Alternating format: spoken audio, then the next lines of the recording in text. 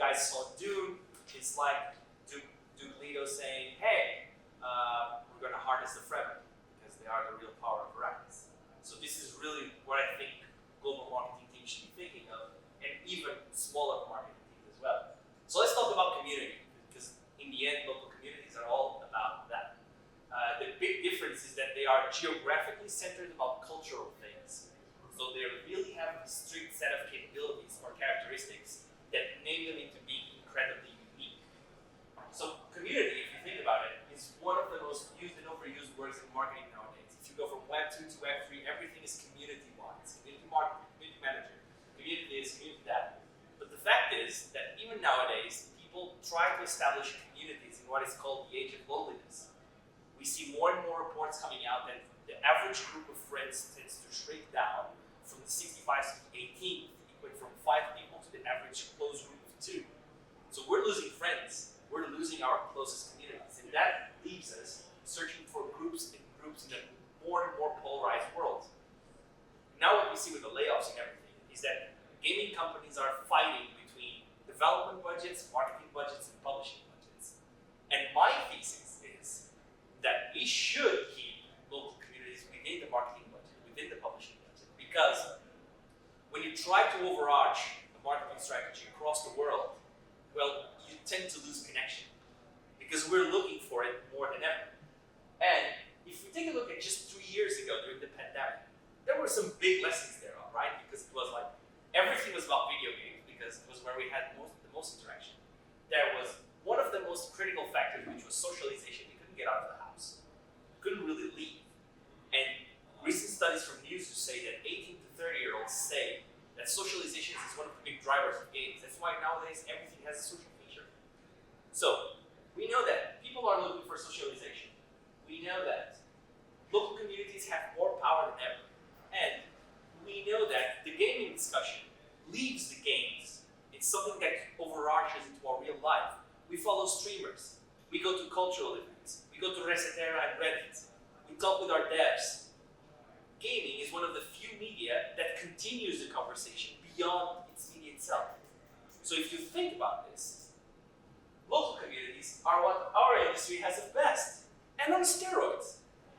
Keeping local communities, local celebrations on top of global marketing initiatives, even if it's just a low-level marketing, has more power than you can possibly imagine.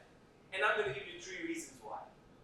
The first is local communities can be your support network. When your company is bad, when everything is going wrong, when you feel like you're down in the dumps, the locals will be there for you, especially if you celebrate. 2, they are the ultimate talent hub. They will find you talent that you have no idea that exists. If it's art, if it's cosplay, if it's music, even devs. I've seen companies find devs working on mods for their games because they were in touch with their local hubs. And 3, they make you stay grounded. They make sure that you don't make horrible mistakes in terms of culture. Like you cannot put the same art for a person that is in London as the same as it's in Dubai or South Africa or Norway. People are different. They have different characteristics. They have different connections. And above all, when you celebrate with them, when you get in touch with them, they celebrate with you. They get in touch with you. We live in an era where people don't like to give feedback because we spent the last 10 years asking for it. Give me your feedback on this. It's like give me a tip, the American meme. Anything has 50% extra. Feedback is the same. We're very used to saying, do you agree with this? Is this good? Is it very good? Is it shit? So these people, when they are engaged with us, when they are engaged with your team, they will answer. They will tell you, this feature is crap. Or, I love this. Can I have more of this? So how do you do it? How do you celebrate with these people? Well, I thought of 4 pillars for it. The first of it is authenticity. This is the most obvious one, right? Because local celebrations are like a relationship, right? You need to give of yourself and they need to give of them. You need to research. You need to do the right thing. For instance, I'm Portuguese. Everybody thinks I speak Brazilian. I don't. European Portuguese is dichotomically different from Brazilian Portuguese. If you put Brazilian Portuguese in a game for me, and you say it's for me as Portuguese in Europe, I'll be offended. It's like, that's not my language. This is exactly the same thing. Then trust. Global marketing teams tend to forget to trust their own colleagues. They hide assets, they hide strategy because of the leaks. Yes, we live in leak era, but we need to be a little bit more adult than that. We need to trust the partners that we work with, namely when you have local teams. If you're hiring an agency to work with you in Spain, well, trust them to show the strategy, trust them to know the assets. Put it behind NDAs, put it behind real settlements. But trust your partners to do the work, and above all, the partners that they work with, because they're of the utmost importance. Collaboration. As I told you before, local communities give you talent, and they will really be grateful if you give their talent a shot, if you show them names that they can recognize, if you show them someone that they can speak with, that they can say, oh look, that company made that artist that is one of my friends or one of my colleagues go up in his career.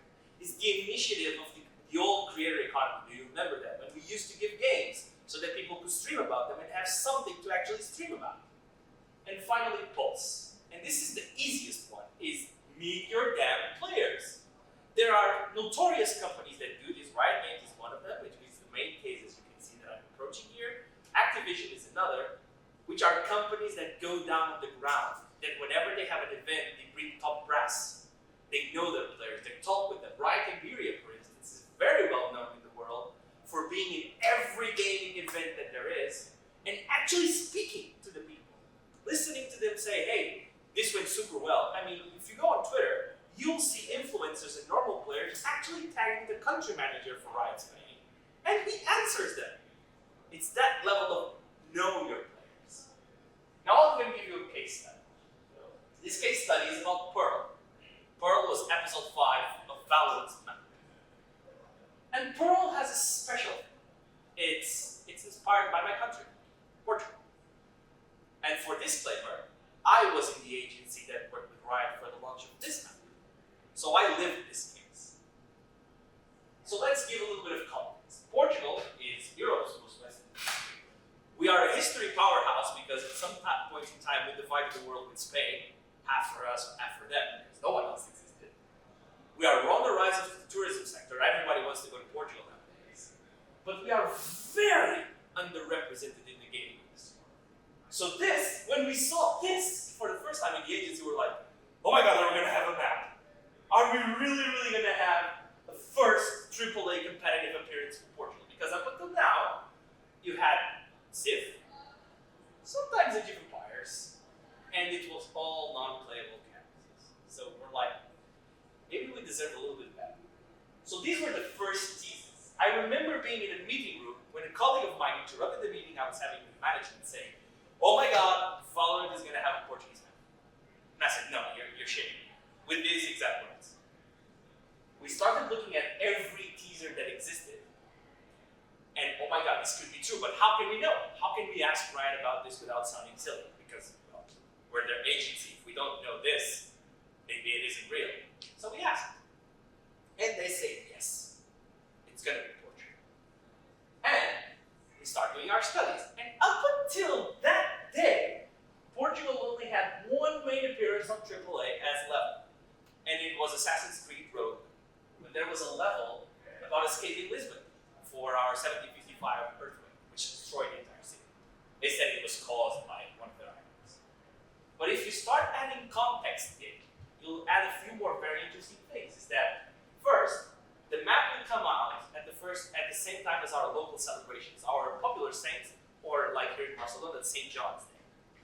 And then the first festivals were coming up after the pandemic. So people were actually going out on the street. They were eager to be together, and they were freaking full of Portuguese pride. So we tried to create a different strategy, which was, let's create a unique celebration that blends game and reality, that brings Valorant into the Portugal cultural scene, that is transgenerational. So it's for me, my father, my grandfather, my son, and my grandson. And above all, is deeply, uniquely Portuguese, but is part of something bigger. And we did it by playing 3 parts. We did it by celebrating art, the festival, and the installation. So let me start by the installation. see here is Lisbon's most busiest station. Now you have to bear in mind at this stage, we already had the trailers for the maps out. So people already knew that this was coming up. Oh, sorry, Mr. Michael. And we wanted for it to be like the game. So in the game, in the map, you arrive by train. So this was like you were arriving at the map. And here, we had the exact replica of the spike, made by size. It was 80 centimeters long, 45 centimeters wide. This big black box was playing the music that was created from Valorant for the episode. And these boxes were lit, like they had radiant. In the back, you see we have like a big poster card. We created a website for like, visit Pearl, like it was a tourist destination because Portuguese tourism is the same thing. And this was majorly impactful because players from across Portugal traveled to Lisbon to go see this. It's like, oh my god, there's a Valorant installation here, what the hell? There's nothing of this sort ever been done for Riot for our country like this. So this was stage one. Stage two was a festival. We went to Rock in Rio. Because Rock in Rio is the most democratic festival in Portugal. So if you think that 300,000 people visit Rock in Rio every year, per year, you think that this is a great opportunity, right? There's a lot of exposure, but how many do they of these play Valorant? It doesn't matter. Because those that play Valorant will be in touch with what we make. Sorry, the quality is going down because it's a projector, but you get the feeling. Those that don't play the game will be curious. What is this? Why is this here? Why is this so interactive? And who are these girls dressed as characters from a game that I don't know? So what we did here was an activation that had an app, and they simply had to find images in the fastest way possible. We had 2 cosplayers to be there as our characters. We had Valorant printed all over, and we had a survey in the end for which you had to fulfill to receive the reward. What happened was, we gave 80,000 data points to Riot for this, from players, non-players, and people who were just generally interested in what the hell we were doing there.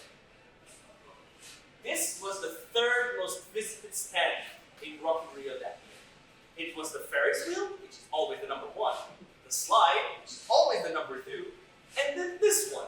And we only lost the slide by 1,000 people, which is massive for a gaming stand. It was unheard of. So this was stage 2. And the final stage, and the one that I'm most proud of, is we partnered with 7 artists, some of them with world recognition, some of them with international recognition, and some of them just plain known by Portuguese people. Our thought was, let's make tattoos in Lisbon. We said, nah, people don't want to tattoo their bodies, so let's tattoo walls. Walls are free. Lisbon actually has a very controlled policy on graffiti. So you can actually go to Lisbon today and apply to graffiti a wall as a free user. You just need to have a project. The thing is that licenses normally take 7 months. But with Riot, we can say, we are the international community of Riot and we want to place things on walls. They gave us a license in 30 days. What we did was, we thought 5 agents, so 5 of the murals that you're going to see are from characters in the game. And 2 of them actually exist in the game. So we took a piece of the map and we brought it to real life. So that when you think of murals, murals are important, right? Because when we think of the classical murals, they have very high political sense. They're made for something bigger, for something important. Then you started seeing cinema and characters and actors that you know on walls. Murals, when they're well done, obviously, are something that you like to see. They're part of the identity of the city. So when you have a city that allows graffitiers to do whatever the hell they want, if you pick 7 people, and they actually do something thought of, well, it should be amazing, right? What we did was, we documented everything they did. From mixing the paints, from every detail that were painted. We stood with them, side by side. We talked with the people that went there saying, what are you painting here? Why are you shooting this? What's happening here? And what we found out was, when these projects are done like this, the neighborhoods embrace them. You see, the average graffiti in Portugal lasts for 15 days. These were done 2 years ago and they're still there. Some of them are now part of the permanent exhibition of Lisbon. So they will be deleted by time, not by people. And the average warranty on the paint is 30 years. 30 years of guaranteed placements. So let me show you the art. These were obviously a little bit of the details that we mapped. This is mural number 1. It's from Cruella Fair, which is one of our biggest muralists. It's a 3-story floor in a street that's gray everywhere. And this is the single point of color. This mural was so impactful to that street that the mayor asked us to do another. And you can see it has a replica inside the game. The second one is from AKA Corleone. He's worldwide known for doing basketball fields. And as you can see, it has the exact same pattern inside the game. This one actually died because he didn't want to do a mural per se. He wanted to do a printed application. So it rained. And yes, it died. But let me show you the agents. Each of these agents were chosen because they had a connection with Lisbon. Because obviously, in Valorant, every agent has its hometown, has its cultural significance. So we wanted to connect that with Portugal. And everything has details from Portugal or Lisbon itself. Killjoy has the St. Anthony's flares. So it's like she's in a party. Cypher has the tile, the Portuguese tile, which is so well known across the world. Phoenix, these are some of the most iconic buildings that you have in Lisbon. Everybody in Lisbon knows them. But only if you're from Lisbon. If you're from out of Lisbon, it just looks okay. But for us, this is Lisbon, we know it. Rays has the famous Commerce Square, which is one of our most hotspot tourist hotspots. And Faye is walking on downtown Lisbon. Look, let me give you the details, because this is the interesting part. If you're not a gamer, this is just a normal mural, right? And good looking ones, I think, in my opinion, obviously, but I made them, so I'm a little bit biased. But if you're a gamer, you recognize that this is Valorant. You recognize that games are worthy of being in walls visited by millions of people. Because these are all very active hotspots in terms of tourism. Thousands of people walk. This one here, for instance, is one of the main driveways into Lisbon. We talked with the mayorship, an average of 50,000 cars pass by it per day. So these are high visibility hotspots. But above all, what this creates is something that evolves beyond generations. Now, I cannot give you the classical business results because they are under NDA, but I can tell you some that I saw as an agency. Number 1, mainstream media talking about this. Local newspapers, international newspapers, local government speaking about this. 2, other games influencers visiting the murals, which is always important because you always want to get the attention of your rivals, right?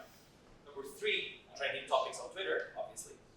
Number 4, families gathering in front of them because their sons were explaining what this is. But you might think it's a lie, but they did all the 4 pillars that I told you before, and they created something that lives beyond generations. Because this is a dad with his son explaining what that is. And if this is not the ultimate celebration of a local community, a way to engage in a way that touches your players, I really, really, really don't know what it is. So this is my thesis. Thank you so much for your time, and I hope you enjoy it. Are there any questions?